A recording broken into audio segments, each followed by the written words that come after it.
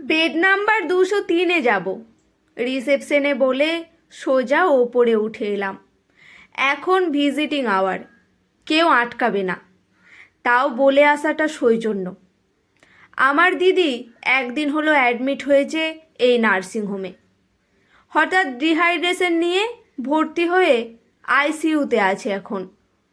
এটাই বোধহয় ট্রেন্ড, কিছু হলেই আইসিইউ। ভালো হয়ে জেনারেল বেডে দিলেও বেশ কিছুদিন রাখবে, তাই আমাদেরও নিয়ম করে আসতে হবে দেখতে। অফিস থেকে সোজা এখানে এসেছি। দরজা ঠেলে ঢুকতেই দেখলাম বিশাল একটা ঘর। সেখানে প্রায় 12টা বেড, প্রতিটা বেডই ভর্তি। কেউ বসে আছে, কেউ শুয়ে আছে, কেউ আবার আধশোয়া। কারোর পাশে চলছে বিভিন্ন রকম যন্ত্র, তাতে নীল রঙের গ্রাফ ওঠানামা করছে। কারোর কারোর স্যালাইনও চলছে। এমন জায়গায় ঢুকলে সত্যি মনটা খুব খারাপ লাগে, কিন্তু তাও আসতে হতোই। দিদির বেডের সামনে এসে দেখলাম ও উঠে বসে আছে, চোখ মুখ বেশ সতেজ। বরং ওর বাড়িতে গেলে 2 ছেলে মেয়ে আর সংসারের কাজের চাপে ওকে বেশি অসুস্থ লাগে। আমাকে দেখে বলল, একা এসেছিস? আমি বললাম, একাই, কিন্তু নিচে সঞ্জয়দা আর তোর যা ভাসুর এসেছে। আমি গেলে ওরা আসবে। জিজ্ঞাসা করলাম, ভালো আছিস তো? তারপর কি খেতে দিচ্ছে ডাক্তার, কেমন আছে এসব জিজ্ঞাসাবাদ করতে গিয়ে দেখলাম ওর ঠিক পাশের বেডে একজন বয়স্কা শুয়ে শুয়ে আমাকে দেখছেন। আমি তাকাতেই নিজে থেকেই হাসলেন। দেখলাম মুখে মাড়িও আছে, কিন্তু সেখানে দাঁত নেই। মাথার চুলগুলো কদম ফুলের মতো, চামড়া ঝুলে গেছে, একটা ছোট বাচ্চার মতো দেখাচ্ছে। আমি দেখলাম উনি হেসেই যাচ্ছেন। আমিও হাসি বিনিময় করতেই দেখলাম দিদি বেশ জোরে বলল, বোন এসেছে আমার। বললাম না, আমার ছোট ছেলেটা ওর কাছেই আছে, একমাত্র ওকে একটু ভয় পায়। বয়স্ক সেই মহিলা কি বুঝলেন জানি না, মাথা নাড়িয়ে আবার হাসলেন। এত সরল হাসি আমি সত্যি আগে দেখিনি। দিদি তারপর মুখ টিপে বলল, আজ 15 দিন এখানে আছে, কেউ দেখতেও আসে না, নিতেও আসে না। স্বাস্থ্যসাথী কার্ড দিয়ে ভর্তি করে দিয়ে চলে গেছে নাতি আর নাতবউ। সারাদিন আমার সাথে কত কথা বলে, অর্ধেক বুঝি অর্ধেক বুঝি না। আমি বললাম, কি হয়েছে ওনার? দিদি বলল, নার্স তো বলেছে সোডিয়াম পটাশিয়াম লেভেল ওঠানামা করছে, আরও কি কি সব রোগ আছে। মাঝে মাঝে কেমন একটা হয়ে যায়, ভুল বকে সারাদিন, ঝিমোই, আবার ওষুধ দিলে ঠিক হয়ে যায়। তারপর আবার সবার সাথে ডেকে ডেকে কথা বলে। দিদি একটু হাঁপিয়ে আবার বলল, সবার দিকে খেয়াল জানিস, কার বাড়িতে কে আছে, তারা কেমন আছে। আমাকে এই সকাল থেকে 3বার জিজ্ঞেস করেছে ছেলে কেমন আছে। এতেই বাড়ির সবাই বিরক্ত হয়ে যায়। আসলে ভুলে যায় বলে একই কথা বারবার বলে, আর একই কাজ বারবার করে। আমি তাকিয়ে দেখলাম সরল চোখে দেখেই যাচ্ছেন আমাকে। আমারও ইচ্ছে করছিল গিয়ে পাশে বসে একটু কথা বলি। আমার ঠাম্মি বেঁচে থাকলে এই রকমই বয়স হতো। দিদিকে বললাম, কীরকম কি বয়স হবে রে? দিদি বলল, মাসিরা তো বলল 89। অবস্থা খুব একটা ভালো না নাকি? আমি বললাম, আমি যাই রে, নিচে সব দাঁড়িয়ে আছে, আসবে একে একে। দিদি মাথা নাড়াতেই আমি টুলটা ছেড়ে উঠে যেতে গিয়ে আবার চোখ গেল সেই ঠাম্মির দিকে। এড়িয়ে যেতে পারলাম না। একবার সামনে গিয়ে দেখলাম চামড়াটা কুচকানো আর নরম। একবার ধরতে ইচ্ছে করলো হাতটা। আমি হাত বাড়িয়ে ধরতেই আবার মাড়ি বের করে হেসে দিলেন। আমার বুকটা মোচড় দিয়ে উঠল। আমি বললাম, ভালো আছো? জড়ানো গলায় বলল, ভালো আছি। এই তো নাতবউ এসে নিয়ে যাবে, ডাক্তারবাবু বলল সুস্থ হয়ে গেছি।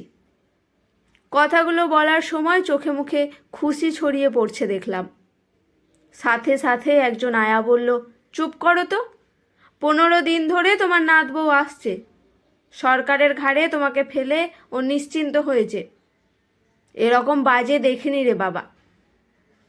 অমনি ঠাম্মি চেঁচিয়ে বলল, চুপ কর মুখ পুরি, তুই বাজে, তোর 14 গোষ্ঠী বাজে।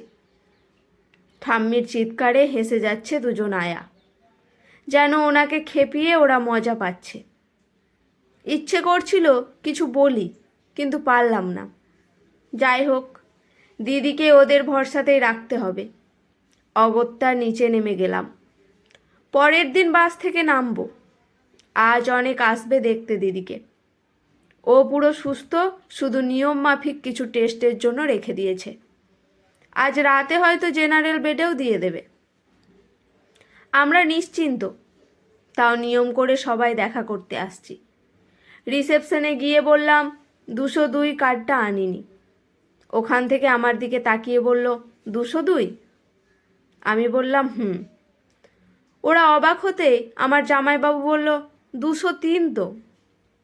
আমি বললাম, 203-এ অনেকে দেখা করার জন্য আছে, আমি 202-এ যাব। জামাইবাবু কিছু বুঝে চুপ করে গেল। রিসেপশন থেকেও কিছু বলল না। ভিজিটিং আওয়ার, যেতেই পারি। আমি ভাবলাম ভিজিটিং কার্ড নেই বলে কিছু বলতে পারে, কিন্তু কিছু বলল না। আমি ওপরে উঠতে লাগলাম সিঁড়ি দিয়ে। দিদির কার্ডে ঢুকলে বাকি আত্মীয়রা যারা দিদির সাথে দেখা করতে এসেছে তাদের সময়ের ঘাটতি পড়ত। আজ আমি এসেছি টানা 1 ঘন্টা ঠাম্মির সাথে গল্প করতে। কাল এখান থেকে গিয়ে মনটা খুব খারাপ ছিল আমার। নিশ্চিন্তে ওপরে উঠে দেখলাম দিদি বসে আছে। আমাকে দেখে অবাক হয়ে বলল, তুই আসবি না বললো তোর জামাইবাবু, বলল না তো? আমি বললাম, তোর জন্য আসিনি। বলে তাকাতেই দেখলাম ঠাম্মির বেডটা মোটা পর্দা দিয়ে ঘিরে দেওয়া।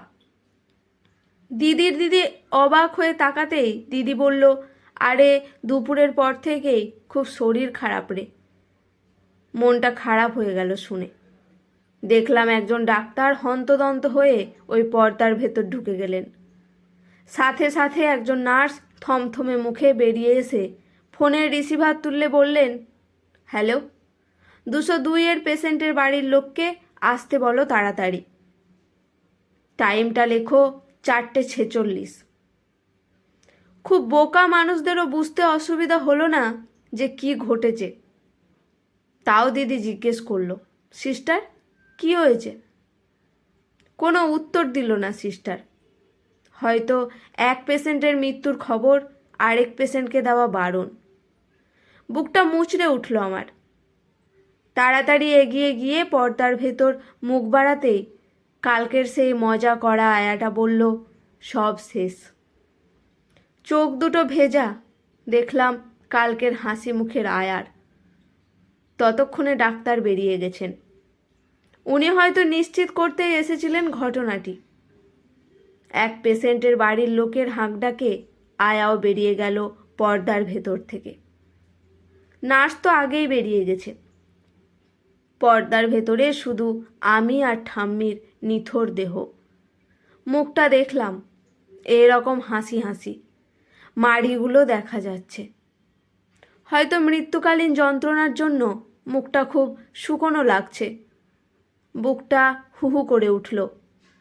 কেউ না, চিনিও না, তাও কোনো কোনো অচেনা মানুষকে খুব চেনা লাগে প্রথম থেকেই, খুব নিজের লাগে। আমার এনাকে দেখে সেই রকমই লেগেছিল। ছোটবেলাতে ঠাম্মি দিদা এদের হারিয়েছি, আজ একবার সামনে থেকে দেখব সেই লোভে এসেছিলাম, কিন্তু ভাগ্য সাথ দিল না। অথচ যার বাড়ির ঠাম্মি তাদের কত অবহেলা, একবারও দেখতে আসেনি মানুষটাকে। আমি দেখলাম কেউ নেই এখানে। আমি হাত বাড়িয়ে ঠাম্মির হাতটা ধরলাম। খুব ভালো লাগছিল এইরকমই কুচকানো নরম তুলতুলে চামড়ায় হাত দিতে। খুব ইচ্ছে হতো আমার। কেমন একটা শান্তি লাগছে। হাতটা বেশ ঠান্ডা। একটু ভয় পেয়েই ছেড়ে দিলাম। এবার নিজের অজান্তেই চোখ দিয়ে জল বেরিয়ে এলো। মনে মনে বললাম, ভালো থেকো ঠাম্মি।